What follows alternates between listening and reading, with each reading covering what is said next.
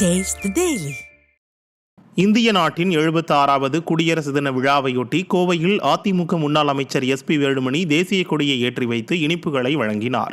சுகுணாபுரம் மைல்கல் பகுதியில் உள்ள கோவை மாநகராட்சி துவக்கப்பள்ளியிலும் அரசு உயர்நிலைப் பள்ளியிலும் தேசிய கொடியை ஏற்றி வைத்து மரியாதை செய்து பின்னர் பள்ளி மாணவ மாணவிகளுக்கு இனிப்புகளை வழங்கினார். இதையடுத்து நிகழ்ச்சியில் சிறப்புரையாற்றிய அதிமுக முன்னாள் அமைச்சர் SP வேலுமணி அரசு பள்ளிக்கு தேவையான அனைத்து வசதிகளையும் செய்து தருவோம் என தெரிவித்தார்.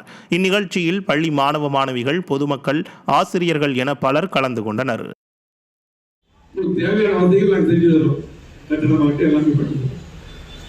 நீங்கள் நன்றாக படித்து பள்ளியில் படிக்கின்ற மாணவர்கள் கிடைத்த பள்ளியில் படித்தது நிறைய பெரிய பெரிய டாக்டர் வந்திருக்காங்க, எல்லாம் பொறியாளர்களா நிறைய பொறுப்புக்கு வந்திருக்காங்க. அதே அரசு மிக பொறுப்புகளா இருக்கு.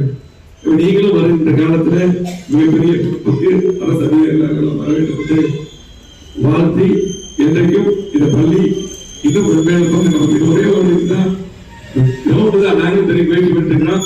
கண்டிப்பா சூழ்நிலை மாறும்போது அதை ஏற்படுத்தணும்.